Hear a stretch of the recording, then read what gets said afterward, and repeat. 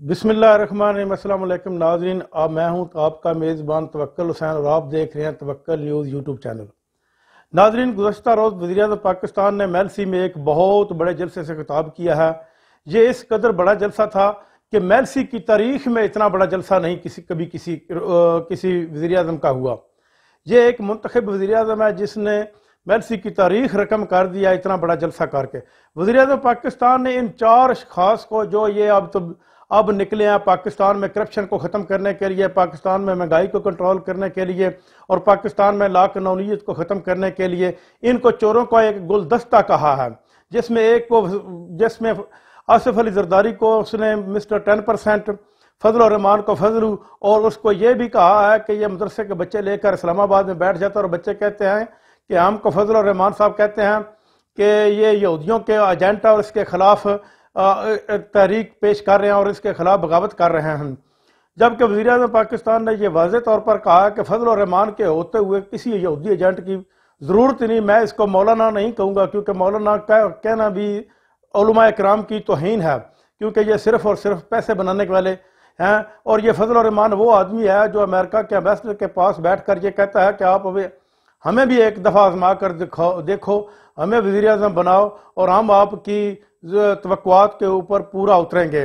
اور دوسرا انہوں نے کہا ہے کہ ایک وہ بگوڑا ہے جو پاکستان کے عدالتوں کے اندر سے اشتہاری ہے، وہ گیدڑ ہے، وہ دم دبا کر بھاگ گیا ہے، وہ اب واپس نہیں آ رہا۔ گیدڑ بھی کبھی کسی قوم کا لیڈر ہو سکتا ہے، یہ بھی ان کا تقریباً 100% ہی سچ تھا۔ اور تیسرے کو انہوں نے کہا کہ وہ بوٹ پالشیا ہے، جہاں اس کو بوٹ نظر آتے ہیں وہ اس کو پالش کرنا شروع کر دیتے ہیں۔ یہ چاروں آدمیوں کو انہوں نے باری باری نام لے کر پکارا ہے اور کہا ہے کہ یہ چوروں کے گلدستے ہیں اور یہ ملک کو ٹھیک کرنے کے لیے نکلے ہیں۔ ویسے تو سوچنا یہ چاہیے تھا کہ عوام کو بھی اب سوچیں اور ان کو بھی یہ سوچنا چاہیے کہ یہ کس طرح ملک کو ٹھیک کر سکتے ہیں، کس طرح ملک میں لا قانونیت ختم کر سکتے ہیں، جبکہ انہوں نے 30 سال کی باریاں لے چکے ہیں۔ فضل الرحمان ایک ایسا آدمی ہے جو ہر حکومت کے ساتھ رہا ہے اور جب حکومت چلی جاتی ہے تو پھر یہ اگلی حکومت کے اوپر امید باندھ لیتا ہے، لیکن یہ واحد عمران خان کی حکومت ہے جس میں اس کو MNA کی بھی سیٹ نہیں ملی، اور یہ اسمبلی واحد ایک اسمبلی ہے جو فضل الرحمان کے بغیر چل رہی ہے۔ اور جو پاکستان تحریک انصاف کو چھوڑ کر پیپلز پارٹی میں جا رہے ہیں، وہ بجھی ہوئی آگ کو پھونک مار کر اس میں سے انگاری نکال رہے ہیں، جس طرح ندیم افضل چاند ہو گیا، یار محمد رند ہو گیا۔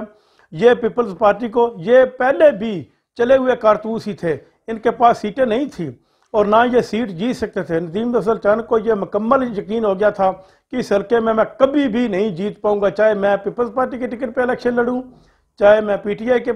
ٹکٹ پہ الیکشن لڑوں۔ اور اب تو یہ ناممکن ہو گیا اس حلقے میں جس میں وہاں پر پیر بھی موجود ہیں، برتھ بھی موجود ہیں اور پراچے بھی موجود ہیں، وہ وہاں پر بلاول بھٹو بذات خود بھی آ کر الیکشن لڑے نا تو پھر بھی وہ نہیں جیت سکتا، اور ندیم نے تو اس وجہ سے پارٹی چھوڑی ہے۔ جبکہ یار محمد رند بھی ایک چلا ہوا کارتوس ہے، وہ پہلے